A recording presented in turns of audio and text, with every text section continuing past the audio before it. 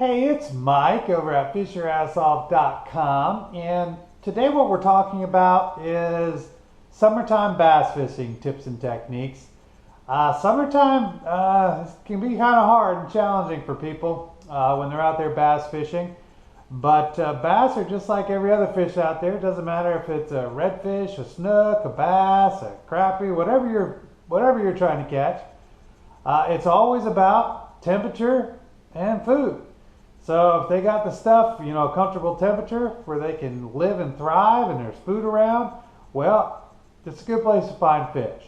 So what we're going to talk about is just where to look for bass when it's super hot outside in the summer months, because they're going to act differently, of course, in the summer than they will in the winter because the temperature and the forage is all different. So let's just go ahead and cover some of that. All right, summertime bass fishing tips and techniques. Fish are predictable, like I was saying a minute ago. It doesn't matter if it's a bass or a snook or a tarpon. The bottom line is if you can find the temperature that they're comfortable in and there's food, well, you're going to be able to find the fish. And it's as simple as that. It doesn't matter what it is. They want to be in a comfortable water temperature for whatever they're doing, and there needs to be some sort of forage for them around, and then you'll find some fish. It's that simple. But in the summer months, it's super hot. So in the summer months, when you're going to fish shallow, you want to fish shallow early, and you want to fish these shaded areas early.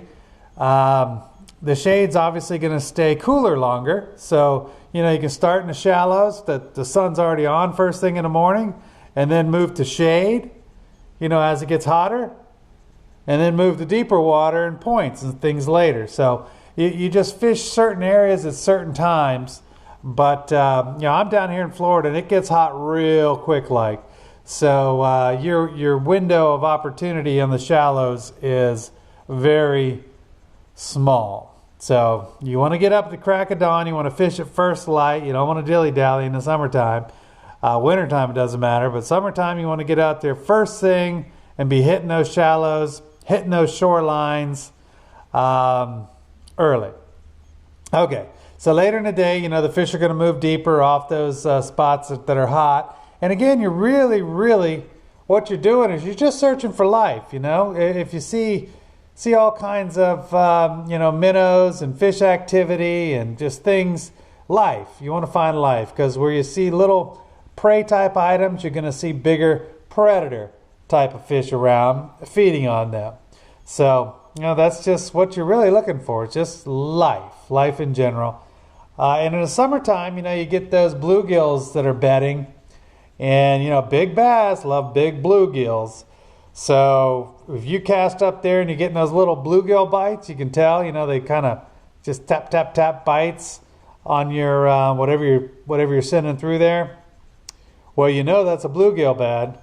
And that down deep, there's probably some big old bass waiting for some dumb bluegill to get too close to it so it can eat it. So you want to definitely fish the deeper water, the deeper little drop-offs that are real close and adjacent to bluegill beds. That's how you can catch some big old bass there in the summertime. Now, best baits. Well, that depends on whatever you're confident in. To me, you throw whatever you want. Everything kind of works. The fish are warm, so you can bring things by them fast. You can bring things by them slow. In the wintertime, everything's basically got to be slow. But in the summertime, you do whatever you want. If I were fishing a shoreline early, I'd probably have some sort of frog on there, just swimming it right down the shoreline. That's how I would do the shallow shorelines early. Would be something like that. I'd send a frog there for topwater. You could do any sort of topwater bite you want. Any sort of walk the dog thing, a Zara spook, whatever it is.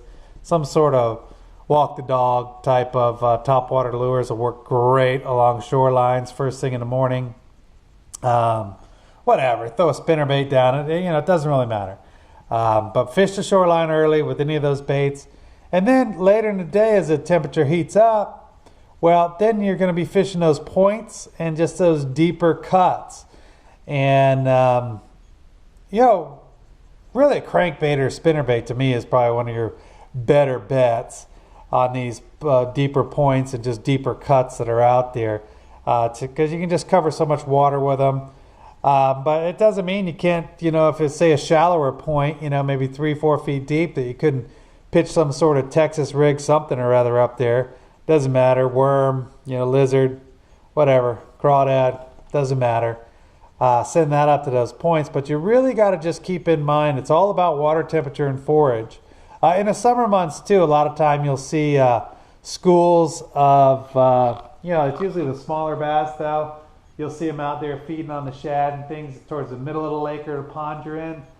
If I were you, I wouldn't chase them. When they get close enough to pitch to them. So have something ready to pitch to them.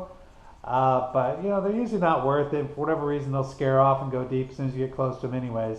But I would have a rod rigged up with something you can pitch to those little schooling baits, bass too, when they come by the boat. But really all I got to think about in the summertime is temperature. It's just too hot. It's too hot for us, too hot for them. So, unless it gets real cloudy or something like that, you got to fish early, or you're going to fish deep.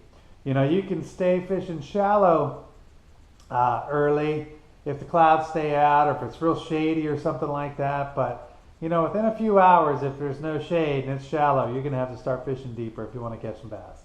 That's just the bottom line. But I think that's it for today. You can learn more of this right on our website. The whole website is for freshwater and saltwater fishermen. It's a how-to fishing website to help you catch more fish. That's it. So I think that's it for today. So until next time, we'll see you then. All right. Bye-bye.